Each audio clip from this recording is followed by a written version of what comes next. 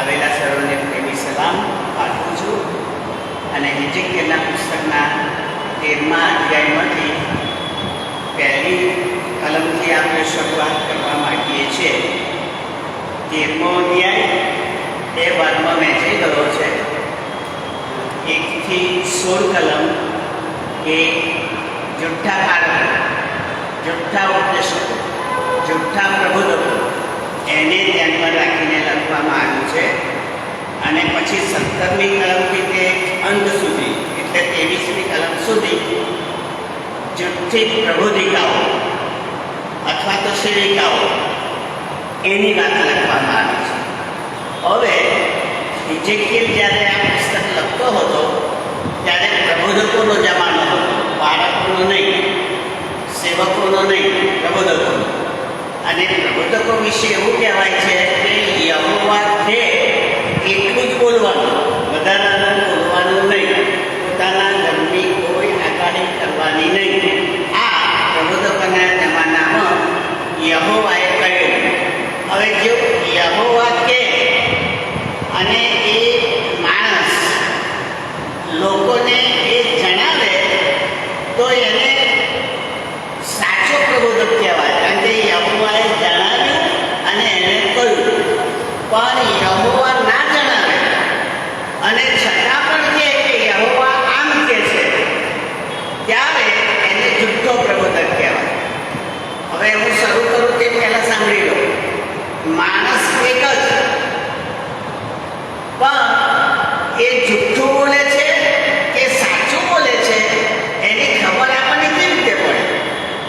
કારણ કે બાઇબલમાં તો જુઠ્ઠા પ્રબોધક આવ્યા અને સાચું બોલનારા પ્રબોધક કયા આવે? તો એની ઓળખ પ્રભુએ એવી આપી છે કે જો એનું બોલેલું સાચું પડે તો એ સાચો પ્રબોધક, અને એની ભવિષ્યવાણી સાચી ના પડે તો એને ઘરનું કહ્યું, મેં નથી કહ્યું, હું બોલું તો થાય જ.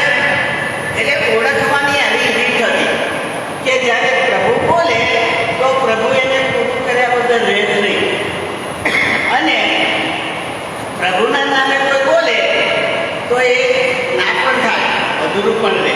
આ બે બાબત ધ્યાનમાં રાખીએ અને બાઇબલનો અભ્યાસ શરૂ કરીએ. હવે ચાલો હિજકીએલનું પુસ્તક એનો 1મો અધ્યાય પહેલી કલમ. વળી યહોવાનું વચન મારી પાસે આવ્યું કે, બીજી કલમ, હે મનુષ્ય પુત્ર, ઇઝરાયેલના જે પ્રબોધકો પોતાના મનમાંથી કલ્પીને પ્રબોધ કરે છે તેઓની વિરુદ્ધ પ્રબોધ કરીને તેઓને કહે કે તમે યહોવાનું વચન સાંભળો. સીધી વાત આવી. યહોવાએ હિજકીએલને ઉઘાડું કહી દીધું કે પોતાના મનમાંથી કહે છે, કાલ્પિત વાતો કહે છે, ઉપજાવી કાઢેલી વાતો કહે છે. એવા પ્રબોધકોને તું કહે. એનો અર્થ કે એવા લોકો હશે કે જે યહોવાના નામે પોતાનું જણાવતા હતા, પોતાના વિચારો, પોતાનું શિક્ષણ અથવા પોતાની આવડત એ જણાવતા હશે. એટલે એમને કહે છે કે એ લોકોને તું કહે. હવે શું કહે છે સાંભળો. આ પ્રમાણે લખ્યું છે, પ્રભુ યહોવા કહે છે કે જે મૂર્ખ પ્રબોધકો પોતાના મનમાં આવે એવો પ્રબોધ કરે છે ને જેઓને કંઈ સંદર્શન થયું નથી તેઓને અફસોસ. એવું પ્રભુનું વચન શીખવનારા લોકો પ્રભુએ ના કહ્યું હોય તો પણ પોતાની કલ્પના પ્રમાણે, પોતાના વિચાર પ્રમાણે, પોતાની આવડત પ્રમાણે જો શીખવતા હોય તો હિજકીએલને કહે છે તું કહી દે કે તમને અફસોસ, તમારી પર શ્રાપ, તમારી પર શિક્ષા, પ્રભુ તમને નહીં છોડે. હવે આપણે બાઇબલ શીખવા બેઠા છીએ, જૂનો કરાર નહીં. જૂનો કરાર તો ગયો, આપણે તો બાઇબલ લઈને બેઠા છે અને બાઇબલમાં હિજકીએલ આવ્યું છે. એટલે યહૂદી પ્રબોધકના હિજકીએલ વાળું આપણા કામમાં ઓછું આવે, પણ નવા કરારના પ્રબોધકોનું આવે. તો નવા કરારમાં જે પ્રબોધકો છે તો તમે કાઢો. બીજો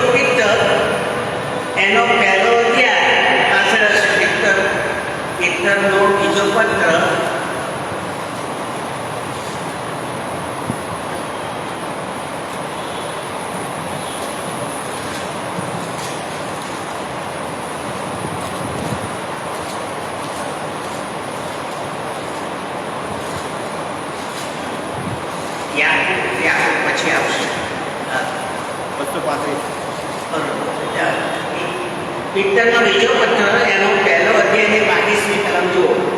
પહેલો અધ્યાય અને 22મી કલમ ત્યાં આ પ્રમાણે લખ્યું છે. સાંભળો. પહેલા જેમાં 21 કલમ. 21મી કલમ.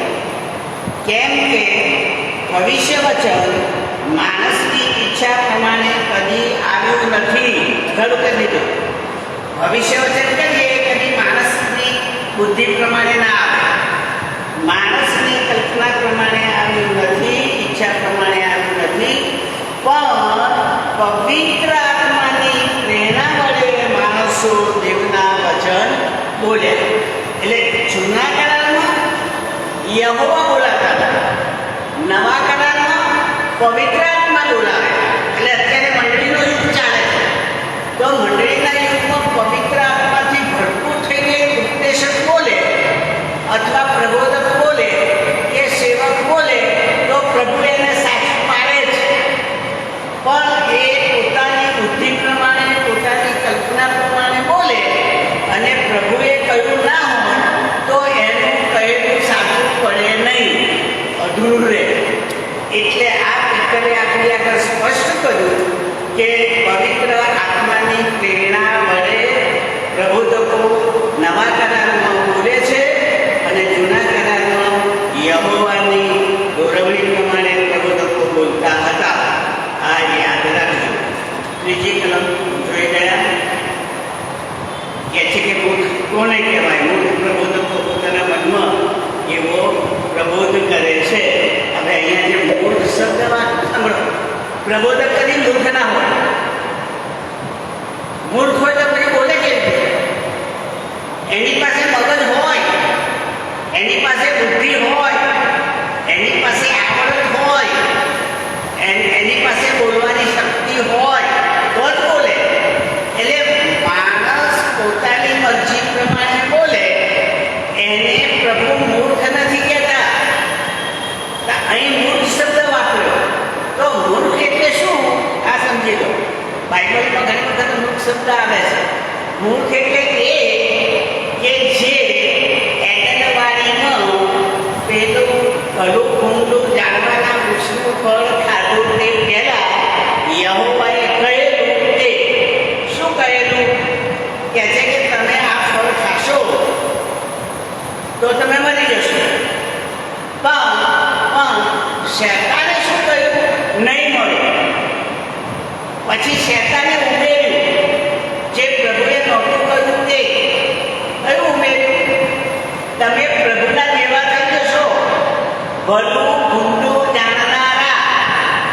આજે આવ્યું ને ભલું ભૂંડું જાણનારા, એ સાંભળજો મૂર્ખતામાં આવે, શેતાનીમાં આવે. કારણ કે ફળ ખાધા પછી આવે છે, પહેલા નહીં. પહેલા પ્રભુની ગૌરવણી પ્રમાણે જીવે. હવે પારખ કરે કે આ ખરાબ છે, આ સારું છે, આ બોલવાનું છે, આ નહીં બોલવાનું. કદાચ ઉપયોગી હોય તો ના બોલે અને પોતાને ગમતું એવું બોલે.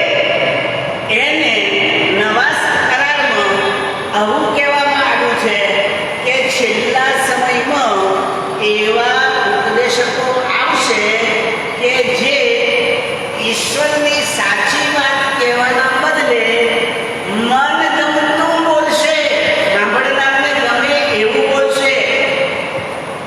ગમે છે બોલો, પણ ના ગમે એવું પ્રભુ કહે તો બોલવું જોઈએ. ચેતવણી. આ છેલ્લા હું આવું માનું છું. પારક સાહેબ બોલતા હોય ને અને આપણને ગમે ને અને આપણે કંઈ હાલી ગયા તો એમને બોલવાનું બંધ થાય. બરોબર? પણ આપણને ના ગમે એવું બોલતા હોય ને તો આપણે હાલી ગયા ના બોલીએ. એટલે પછી એ સમજી જાય કે આ લોકો સાંભળતા નથી, બંધ જતું. આપણી ખામી છે. આપણને ગમે એવું બોલાવીએ છીએ આપણે. મને એને કહ્યું હવે સાચું ખોટું એ જાણે.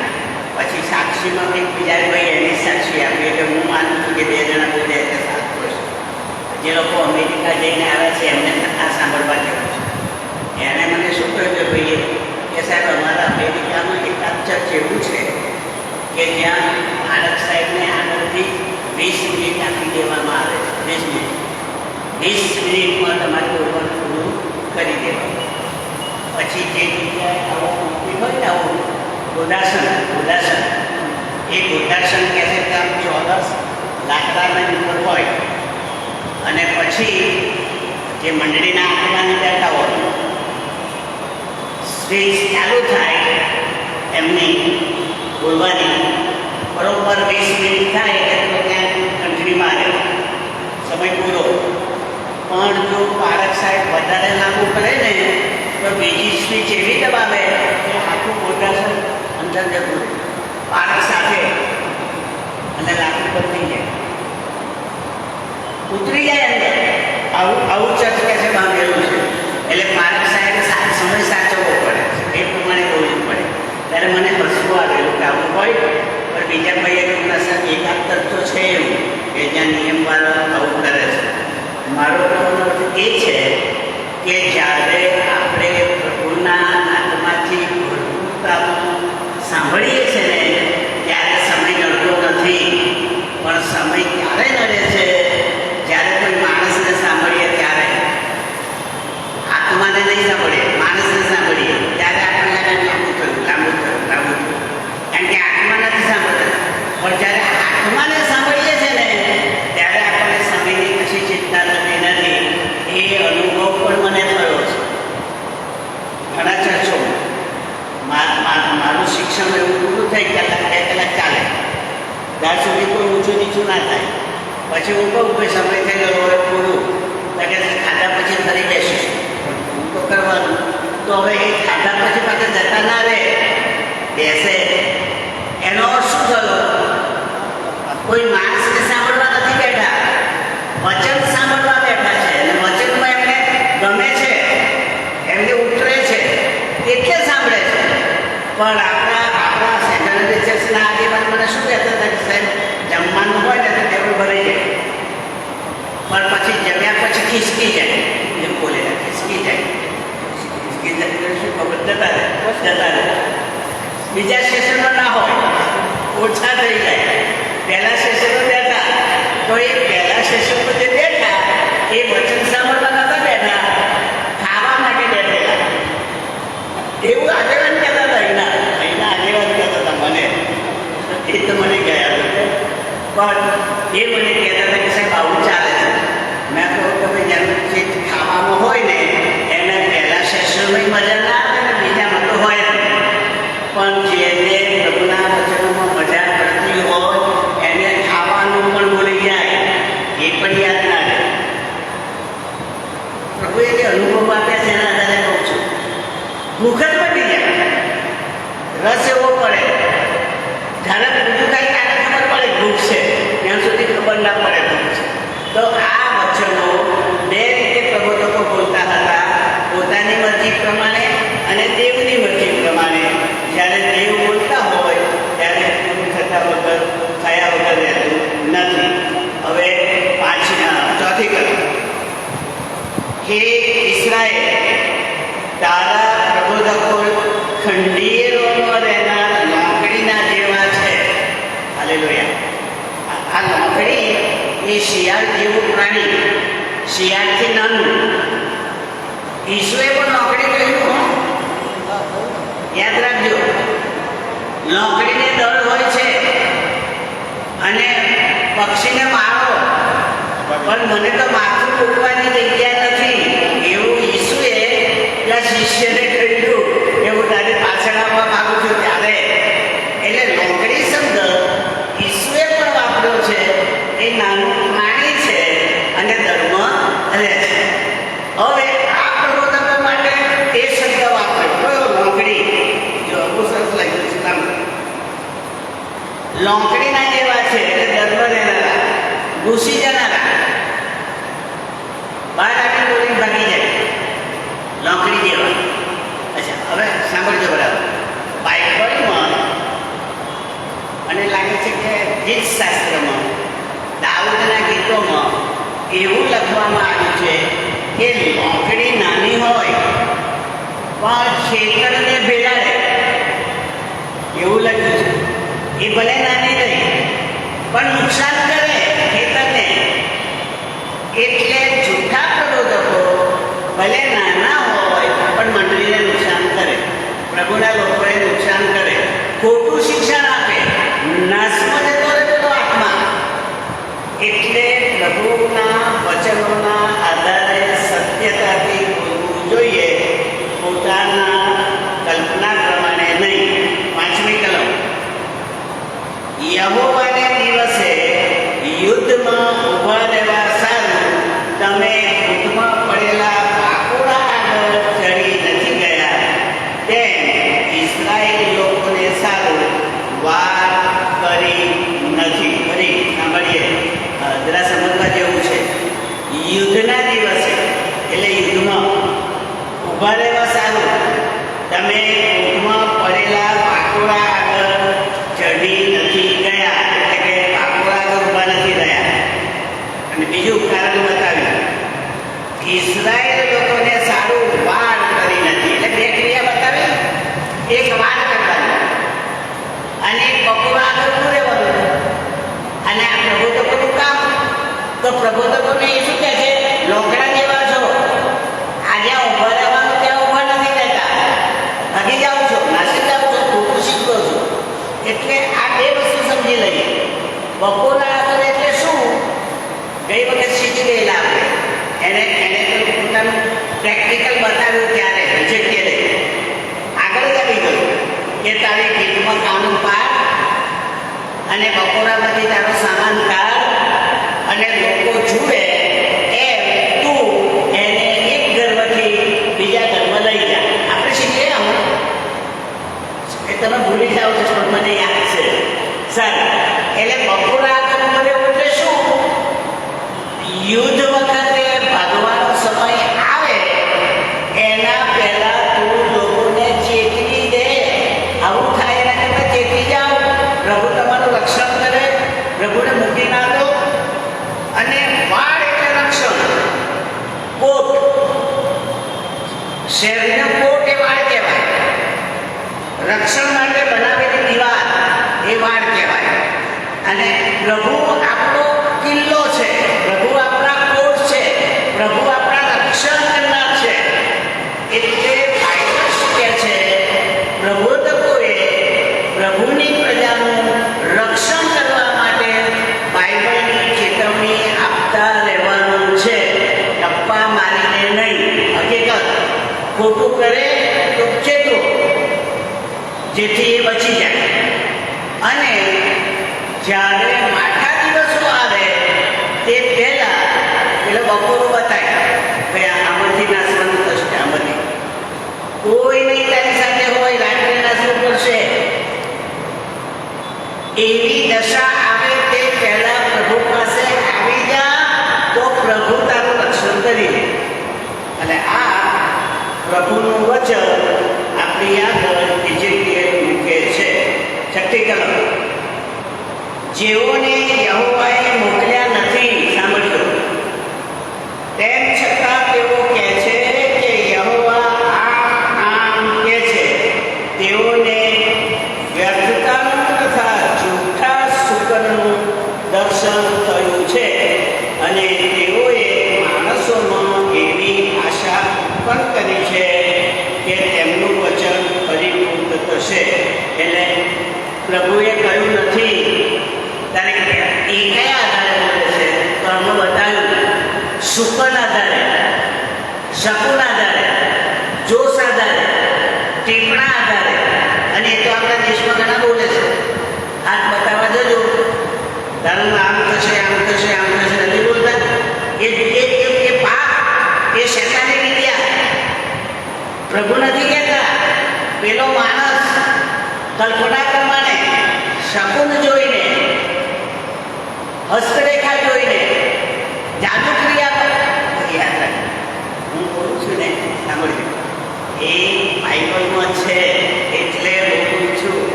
સમજાવવા માટે થોડું કાઢું બોલું છું. શાઉલ રાજા થયો ને, એ શાઉલ રાજા પણ પેલા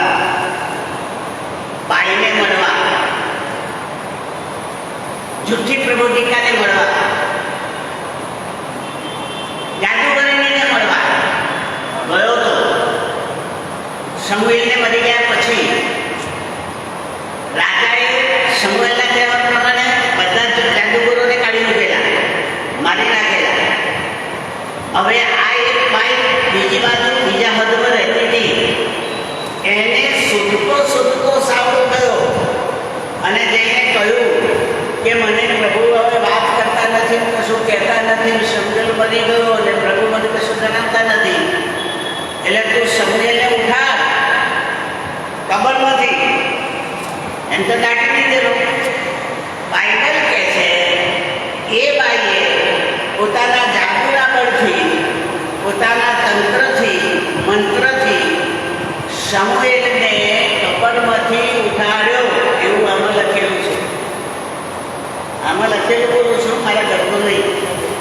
અને જ્યારે એ બાઈ એ સમુએલને ઉઠાડે છે ત્યારે શાઉલ પ્રશ્ન પૂછે છે, કહે છે કે એ કેવો દેખાય છે જે ઉઠી રહ્યો છે તે, કબરમાંથી આવી રહ્યો છે તે? શાઉલને નથી દેખાતો, બાઈને દેખાય છે. કારણ કે બોલાવે છે બાઈ. અશુદ્ધ આત્મા મળે, પવિત્ર આત્માને, સાધુ પુરુષને બોલાવે છે. અને એ બાઈ વર્ણન કરે છે એનો તેજ, એનો મોહ, એનો પોશાક, એનો દેખાવ દેવદૂતના જેવો દેખાય છે એમ એ કહે છે. એ વર્ણન આધારે સાઉલ સમજી જાય છે એ સમુએલ. હવે પછી બાઈ બોલે છે ને ત્યારે અવાજ બદલાઈ જાય છે. પછી બાઈનો અવાજ નથી રહેતો, સમુએલનો અવાજ આવે છે.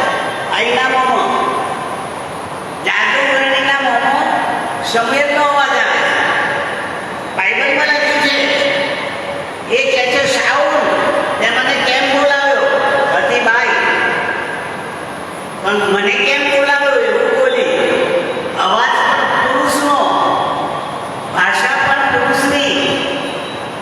તે મને કેમ બોલાવ્યો? કે યહોવા મારી જોડે વાત નથી કરતો અને મારે શું કરવું તે સમજાતું નથી. સમુએલ કહે છે હવે કદીએ યહોવા તારી સાથે બોલવાનું નથી, તારું રાજ લઈ લેવામાં આવ્યું છે અને તું મરી ગયો છે. અને પછી અવાજ બદલાઈ ગયો, આવી એટલે કે સમજી જતો. અને પછી થોડા જ સમયમાં શાઉલ રાજા મરી ગયો, યુદ્ધમાં મરી ગયો. હવે જો સમજો, હું અહીં શીખવી રહ્યો છું કયું? જુઠ્ઠા પ્રબોધન. એ શીખવી રહ્યો છું ને. હવે એ બોલનાર જો બાઈ હોય તો સાઉલ ના મરવું જોઈએ, પણ એ બોલનાર સમુએલ હતો, દેવનો સેવક, એટલે મરી ગયો. એને કહ્યું તું મરી જઈશ એટલે મરી ગયો. એટલે એ જાદુગરની બાઈના મોંથી પ્રબોધવાણી થઈ એવું કહેવાય સમુએલ દ્વારા. હવે ઘણા બધા પ્રશ્ન પૂછે છે કે સાહેબ આ સમુએલ કબરમાંથી ઉઠ્યો તેને ગમ્યું છે? બે કહું કે ના, એને ગમ્યું નહીં હોય. કારણ કે અંદર બાઇબલમાં લખ્યું છે તે મને કેમ હેરાન કર્યો એવું લખ્યું, કેમ હેરાન કર્યો. એટલે સંત પુરુષો કબરમાં આરામ કરે છે, એને દખલ કરવી ગમતી નથી, એમને નથી ગમતી, શાંતિમાં રહેવા માંગે છે. પણ આ બાઈના કારણે એ કહે છે મને કેમ હેરાન કર્યો. મને પછી પ્રભુએ કહ્યું, એ કહીને જતો રહ્યો. આ વાત બાઇબલમાં છે. એટલે મારે તમને એટલું કહેવું છે કે કોઈ પણ વ્યક્તિ હોય, જો પ્રભુ એના થકી બોલતા હોય તો પૂરી થયા વગર લે નહીં. એટલે સમજી જવાનું કે એ પ્રબોધવાણી છે, ત્યાં સુધી નહીં સમજવું. આગળ 7મી કલમ. જો હું બોલ્યો નથી તો પણ તમે કહો છો કે યહોવા બોલ્યો છે, તો શું તમને વ્યર્થ સંદર્શન થયું નથી? ને શું તમે જૂઠા શકુન જોયા નથી? એટલે દર્શન પણ જૂઠું અને શકુન પણ જૂઠા. આજની વાત દેખો, ઘણી બધી વખતે છે ને અશુદ્ધ આત્માઓ પણ સાંભળો આપણા ભવિષ્ય વિશે કહે અને એવું થાય પણ ખરું. ત્યારે આપણે દુઃખાઈ જઈએ કે અશુદ્ધ આત્મા આપણા ભવિષ્ય કદમ કેવી રીતે કરે. પણ ત્યાં બાઇબલ ચેતવણી આપે છે કે એ જે અશુદ્ધ આત્મા આપણા ભવિષ્ય વચન વખતે કહે છે એ ટેમ્પરરી હોય છે, અનંતકાળી હોતું નથી. આટલું યાદ રાખવાનું. ટેમ્પરરી શું? દાખલા તરીકે મને કોઈ કૂવો મળી જાય અથવા તો કોઈ જાદુગર મળી જાય અને મને કહે કે ભાઈ આ તમારા માટે આ સમય બરોબર નથી, આ શુકન સારા નથી, ઘરની બહાર નીકળશો નહીં ને તો એક્સિડન્ટ થશે, આવું કે માની લો કે હવે હું નીકળ્યો અને થયો તો મારા મગજમાં એવું થઈ જાય કે સાચું બોલ્યો, આની ક્યાં સાચી છે, થાય કે ના થાય? હા, પણ યાદ રાખીએ એના કહેવાના કારણે મને નથી થયો, પણ મને એ થવાનું હતું માટે થયો. પણ પેલો વચ્ચે મને પ્રભુથી દૂર લઈ જવા માટે બોલ્યો એટલે ત્યાં ચેતી જવાનું. એના કહેવાથી મને એક્સિડન્ટ નથી થયો. એક્સિડન્ટ તો પ્રભુએ મારા માટે નિર્માણ કરેલો એ થયો, પણ પેલો લઈ ગયા શેતાન, અને પછી મારો વિશ્વાસ શેતાન પર જાય. એટલે હું ભૂવા આમાં આવશે, આપણે શીખીએ છીએ તેમાં આવશે આ બધું. માદરીઓ આવશે, ગળામાં પહેરવાનું માળા આવશે, જંતર મંતર આવશે, બધું આમાં આવશે. પણ એ પ્રભુ ચેતવણી માટે લાવે છે, સત્યતા માટે નહીં. એ સાચું નથી, થાય છે પણ એ બધું શેતાન કરાવે છે. 8મી કલમ. તેથી પ્રભુ યહોવા કહે છે કે તમે વ્યર્થ વાતો બોલ્યા છો ને તમને જૂઠા સંદર્શનો થયા છે. માટે પ્રભુ યહોવા કહે છે જો હું તમારી વિરુદ્ધ છું. આટલું યાદ રાખજો. જૂઠા પ્રબોધકોની વિરુદ્ધ યહોવા છે, જૂઠું બોલનારની વિરુદ્ધ યહોવા છે, જૂઠું શીખવનારની વિરુદ્ધ પ્રભુ છે, પવિત્ર આત્મા છે. અત્યારે હું શીખવી રહ્યો છું. આમાં મારું કલ્પિત કશું બોલું ને, બાઇબલના આધાર ના હોય તો પ્રભુની શિક્ષાનો પાત્ર હું થઉં, કારણ કે વિરુદ્ધ ગયો, પ્રભુની વિરુદ્ધ ગયો. એટલે પવિત્ર આત્માની સહાય લઈને આપણે બાઇબલ શીખી રહ્યા છીએ. જે પ્રબોધકો વ્યર્થ સંદર્શન અને જૂઠા શકુન જુએ છે તેઓની વિરુદ્ધ મારો હાથ રહેશે, એવું શિક્ષા કરીશ. તેઓ મારા લોકની સભામાં રહેશે નહીં. મારા લોકની સભા એટલે યહૂદીઓની સભા, ઇઝરાયેલીઓની સભા. કઈ સભા એ આપણે સમજી જવું જોઈએ, કારણ કે ઘણાને સમજ પડતી નથી.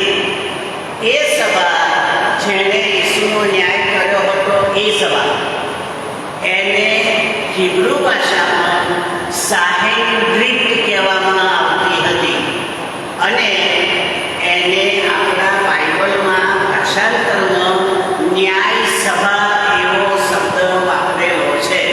ન્યાય કરનારા આગેવાનોની ટુકડી, એને આપણે ન્યાય સભા કહીએ. તો એમાં આને ભાગ ના મળે કે શુકન જુએ છે, શકુન જુએ છે, જૂઠા સપના બતાવે છે, જૂઠું શીખવાડે છે. એટલે યહોવા શું કહે છે? મારી ન્યાય સભામાં હું એને નહીં રાખું, મારા લોકોમાં હું એની ગણતરી નહીં કરું. હવે અત્યારે આવું કોઈ શિક્ષણ આપતા હોય તો પ્રભુ એની મંડળીમાં એનો ભાગ ના રાખે. બરોબર? યાદ રાખજો. જૂના ધર્મસભા, ન્યાય સભા, સાહિત્ય 70 માણસોનું ગ્રુપ, એમાં 70 સંખ્યા હતી. બાઇબલમાં લખેલું છે એટલે બોલું છું. તો એ 70માં એમનો ભાગ નહીં, પણ નવા કરારમાં એ સભા ઈસુ પછી નથી, ઈસુનો ન્યાય કર્યા પછી નથી રહી. યહૂદીઓ માટે રહી, ખ્રિસ્તીઓ માટે ના રહી. તો ખ્રિસ્તીઓ માટે આપણે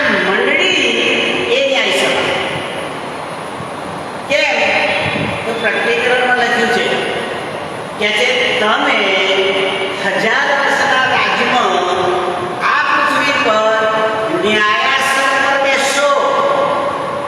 પ્રતિક્રમણ લખ્યું ન્યાયાસન પર માર્ટિનભાઈ બેસે, શાંતિલાલ બેસે, તમે બેસશો. તો ન્યાયાસન પર કોણ બેસે? ન્યાય કરતા. ગમે તે ના બેસે.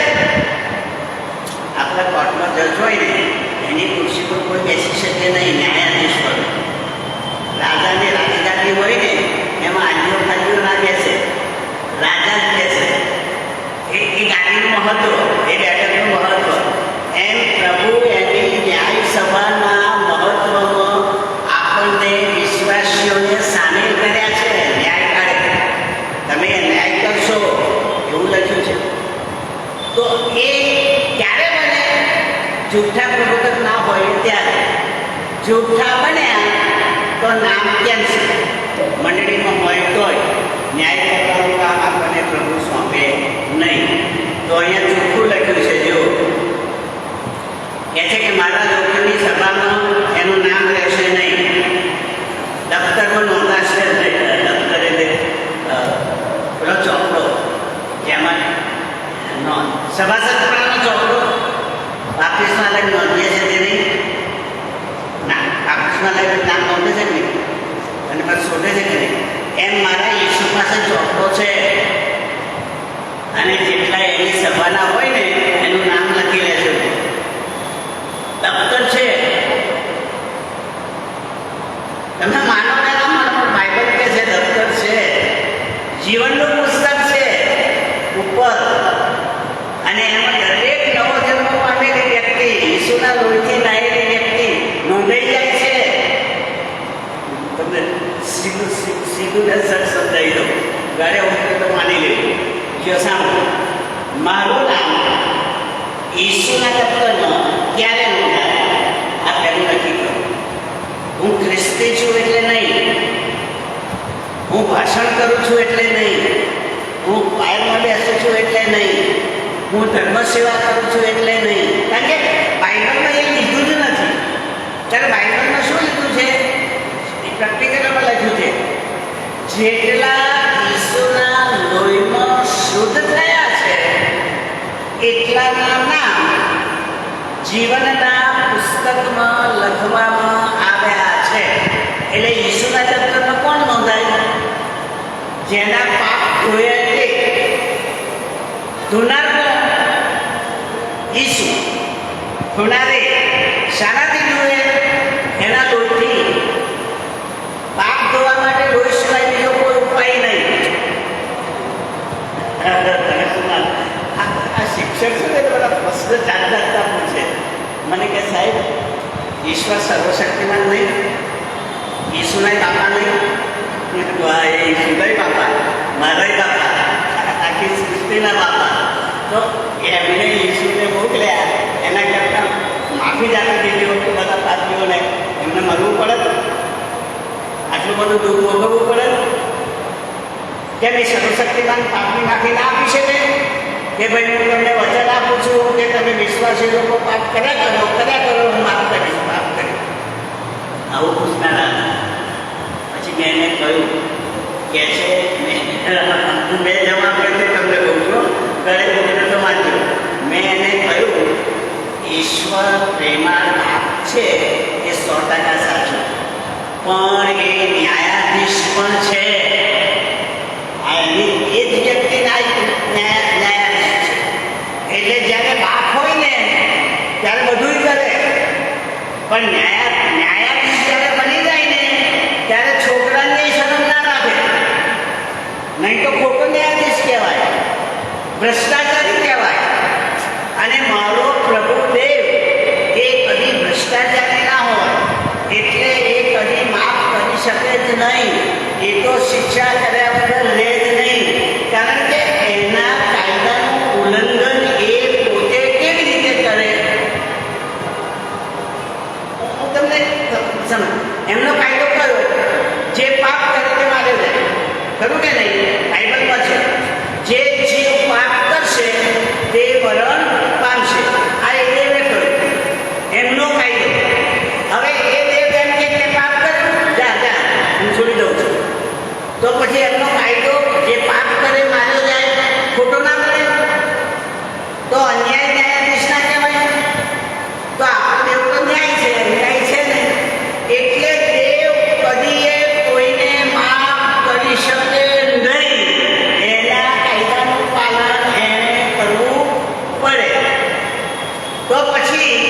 તો પછી મને શું ફાયદો? તો મને એ પ્રેમ કરે છે એટલે આણે એટલે દેવ ઉપાય શોધી કાઢ્યો. કયો? મારા દીકરાને મોકલું અને દીકરા ઉપર જેટલા વિશ્વાસ કરે એ બધાના પાપ લઈ અને મારા દીકરાને મારું. એટલે પાપની બધી શિક્ષા દીકરા પર જાય. એટલે ભોગવે કોણ? દીકરો. અને બચી જાય કોણ? શાંતિલાલ. તમારું નામ બોલજો, બરોબર? યાદ કરવું હોય તો નામ બોલજો. મારા પાપની શિક્ષા એ ભોગવે, હું બચી જાઉં. હવે બહુ મજાનું છે, ગમે એવું છે, યાદ રાખજો. હવે જ્યારે ઈસુ મને લેવા આવે ને, કબરમાંથી ઉઠાડીને અથવા જીવતા જીવ, એ મેથડ છે. મરી ગયો હોય તો કબરમાંથી લઈ જાય, અને જીવતો હોય તો ઈડિયાની માફક લઈ જાય, પણ લઈ તો જાય. એમણે કહ્યું છે હું આવ્યો લઈ જઈશ.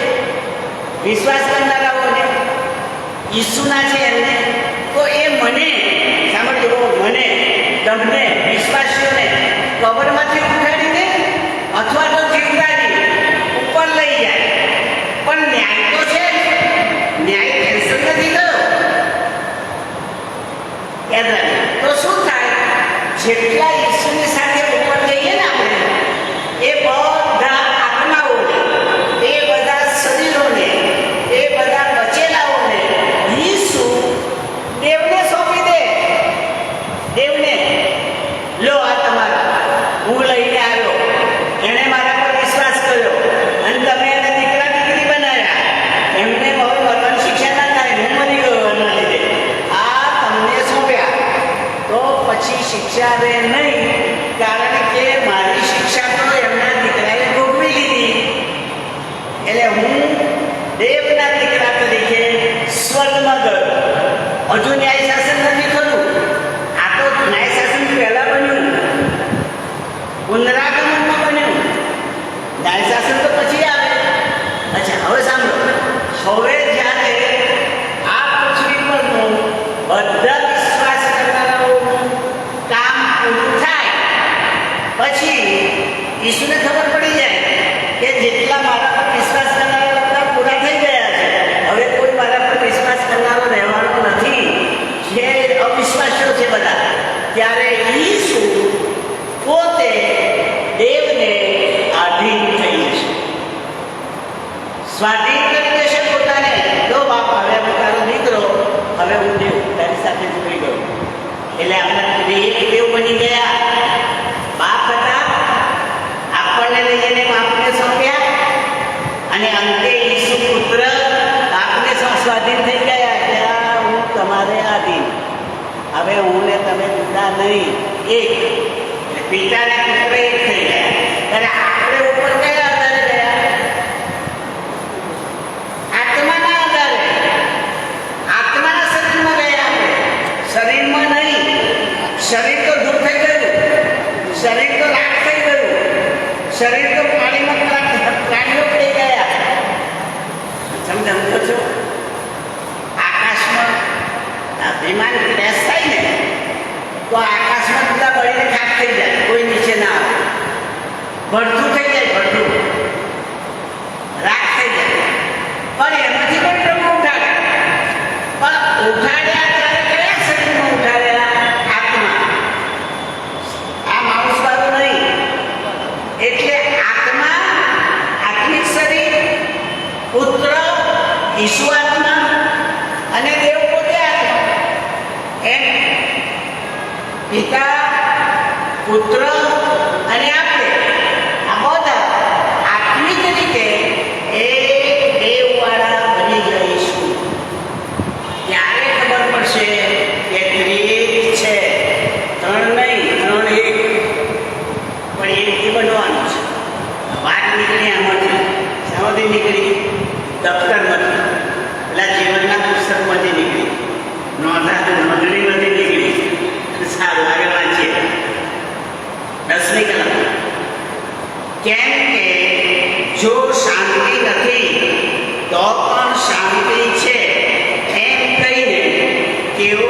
મારા લોકોને ભમાવ્યા છે. પેલા જૂઠા શું કહેતા હતા? પ્રભુએ આપણને બચાવ્યા છે, પ્રભુએ આપણને દેશ આપ્યો છે, પ્રભુએ આપણને મંડી આપી છે, પ્રભુએ આપણને સેવા આપી છે. તો પછી શાંતિ જ હોય ને, આપણી શી દશા બગડે? પ્રભુ આપણા પક્ષમાં છે, આરામ કરો, મજા કરો, ભમાવ ખાઓ, પીવો, મજા કરો. તો આ યહોવા કહે છે કે એવું નહીં થાય. મેં મારા લોકોને ભમાવ્યા, એ બરોબર કર્યું નથી. હું શિક્ષા કરીશ. મારા લોકોને ભમાવ્યા છે. જ્યારે કોઈ ભીત બાંધે તેના કાચા ફૂલથી લપેટી મૂકે છે દીવાલ. ભીત બાંધે એ જમાના સમજો, ઈંટોની ભીત ઓછી બનતી પણ માટીની ભીત વધારે બનતી. જ્યાં સુધી ઈંટો પાડવાની કામ બાબેલના વિરોધ વખતે નથી થયું ત્યાં સુધી ફક્ત સીધું માટી વડે ભીતો બનાવવામાં આવતી હતી. પછી ઈંટો આવી, પછી પથ્થરો આવ્યા અને પછી કોન્ક્રીટ અને સિમેન્ટ રેતી આવે. આપણે અત્યારે અહીંયા પણ એ જે ભીત બનાવે ને એને પેલું જે આપણે કહીએ ને વ્હાઈટ વોશ, ચૂનો લગાડવાનો, એના બદલે બાઇબલમાં કહ્યું છે લપેટ્યું છે કે એને શાનાથી? કાચા પોલથી. અહીં લખી લો, કાચા પોલથી ભીત લપેટી મૂકી છે. પણ ઉપર કાચો કોલસો લપેટ્યો છે. કાચો કોલ એટલે શું? આપણે અત્યારે પ્લાસ્ટર કહીએ છીએ, એ વખતે પેલું શું કહેવાય, ઘેરું જેવો રંગ મારતા છે, લાલાશ ઘેરું, એ કોલસાના બદલે. પણ કેટલાક લોકો એ કાચો રંગ પડવાના કારણે પછી ભીત દેખાય. આપણે ચૂનો લગાવીએ એ પણ 2-3 વર્ષે જતો રહે, અને પાછી અસર બિંદુ દેખાય. એમ આ લોકોને પ્રબોધકોએ આ બહારથી ચૂનો મારીને સીધા કર્યા. પણ પ્રભુ કહે છે કે જતું રહેશે અને પાછા હતા એવા થવાના છે, એ સુધરવાના નથી. આવું ઈસુ બોલેલા. ત્યારે પેલા પડોશીઓને જોયા, ત્યારે પડોશીઓ બહારથી ધાર્મિક જીવન જીવતા હતા. ત્યારે ઈસુએ શું કહ્યું? ઓ દોડેલી કબર. ઈસુ આવું બોલ્યા, ઓ દોડેલી કબર, બહારથી વાઈટ લાવો છો સુંદર, અંદર તો ગંધાઈ છે.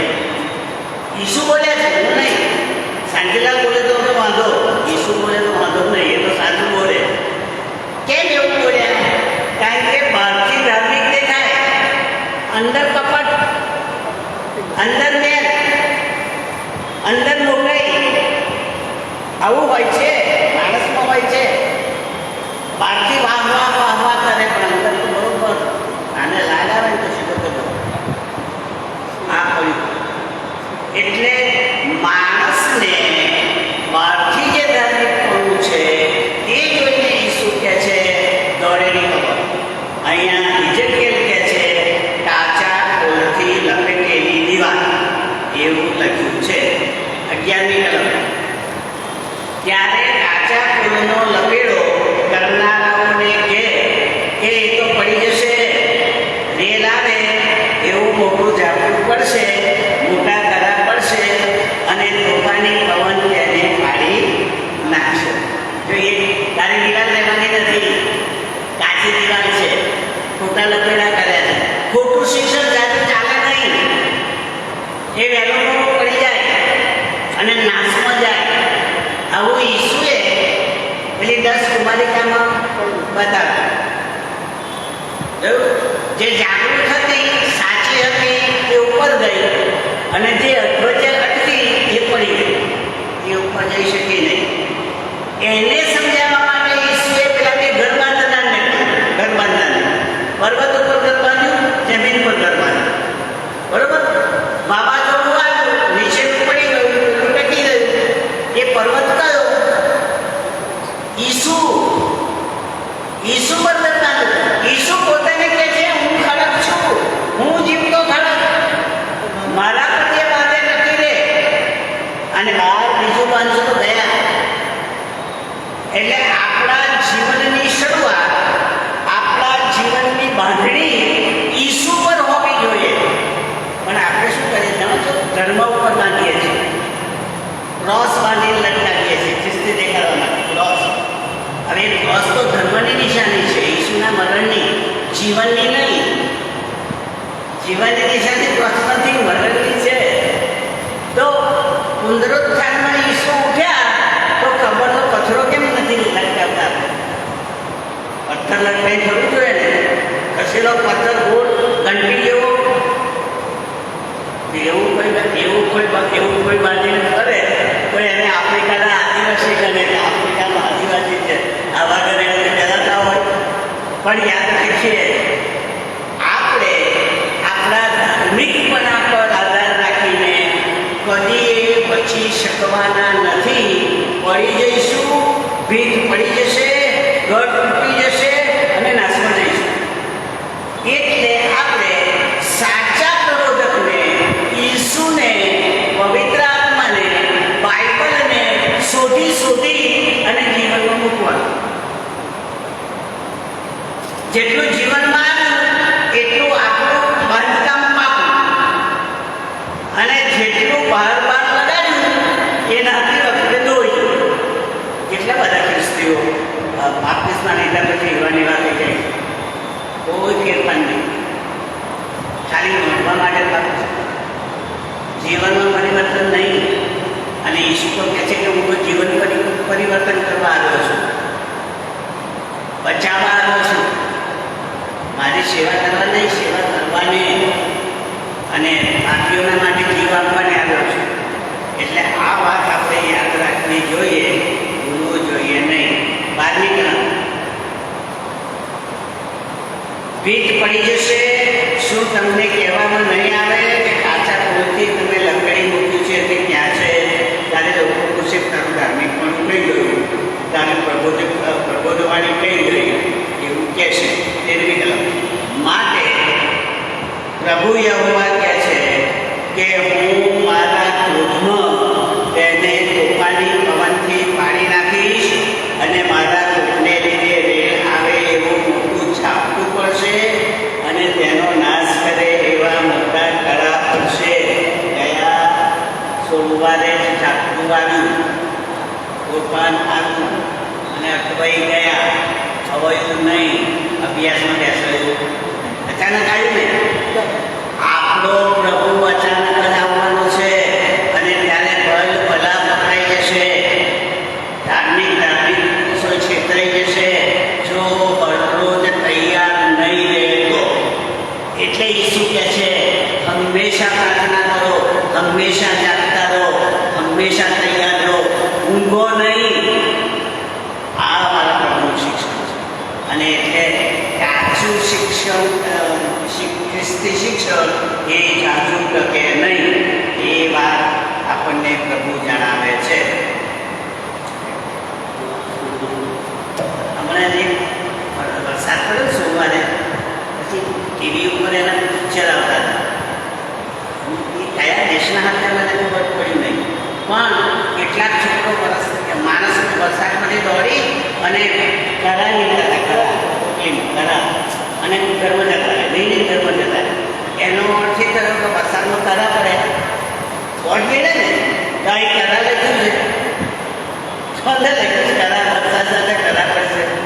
અચ્છા, મિસ્ર દેશમાં મૂસાએ કરા પાડેલા પ્રભુના કહેવાથી, પણ પ્રકટીકરણમાં એવું લખ્યું છે કે છેલ્લી વખતે આકાશમાંથી એવા કરા પડશે કે જે 20 કિલોના હશે, એક કરોડ 20 કિલોનો, એટલો મોટો વૃક્ષો આકાશમાંથી પડશે એવું બાઇબલમાં લખ્યું છે.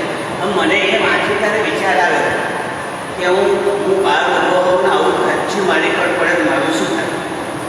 હું તો ખલાસ જ થઈ જાઉં ને, અથવા તો પતરા ઉપર પડે તો પતરું તૂટી જાય, અરે જાનવર ઉપર પડે તો જાનવર મરી જાય. પણ થશે તો 100% વાત છે. કારણ કે તું કેમ બોલું છું? મહેરબાની કહીને તો સાંભળો. આપણો ત્યાં બહુ ઓછામાં ઓછો વરસાદ પડે અને એ ઝાપટા જેવો પડે. પણ હમણાં થોડા સમય પહેલાં, અઠવાડિયા પહેલાં એક એવું વાવાઝોડું આવ્યું તો રાજસ્થાનના રણને કડા પડ્યા, જે કદી શક્ય ના હોય. બરફવાળો વિસ્તાર હોય ત્યાં કડા પડે, ઠંડો પ્રદેશ હોય ત્યાં, પણ અહીંયા આમ ઉગડતી હોય ત્યાં કડા નહીં પડે, પણ આકાશમાંથી પડ્યા. એ લોકો જોયા એટલે મારું બાઈક હવે ધીરે ધીરે મને ચેતવણી આપે છે, હવે તો છે આ નાના પડ્યા મોટા પડશે તો તું કઈ જઈશ, એ પહેલાં સુધારી લે જીવન અને બચી જા. હું તારા માટે આ બચાવ લઈને આવ્યો છું. છેલ્લી એક કલમ લઈને બંધ કરી દઈએ, સમય ગયો એટલે લખ્યું કે કડા પડશે. 14મી કલમ જોઈ લઈએ. એમ જે ભીતને તમે કાચા ટોળથી લપેટી મૂકી છે તેને હું તોડી પાડીશ, તેને એવી જમીન દોસ્ત કરીશ કે એનો પાયો ઉઘાડો થઈ જશે, એ પડી જશે અને તેની નીચે તમે નાશ પામશો. ત્યારે તમે જાણશો કે હું યહોવા છું. ભીત પડી જાય, પાયો ઉઘાડો થઈ જાય અને ભીત નીચે જ આપણે દબાઈ જઈએ. ખોટું શિક્ષણ આપણને પાડી નાખે એટલું નહીં, પણ મારી નાખે, નાશમાં પણ લઈ જાય. એટલે કે છે એક છેલ્લી વાત એટલે કે છે કે જો તારા બોલવાથી કે તારા શીખવવાથી કોઈ આત્માને ઠેસ વાગે એના કરતાં તારા ગળામાં ઘંટીનું પડ બાંધીને તને સમુદ્રમાં નાખી દેવામાં આવે એ તારા માટે સારું છે. આ ઈસુ બોલ્યા. અહીંયા એટલે આપણે જ્યારે શીખવીએ ત્યારે ચેતતા રહીએ, સાચું શિક્ષણ મેળવીએ અને આપણા જીવનને બચાવી લઈએ. ભગવાન સમજવાને આપણી સહાય કરો. આમીન.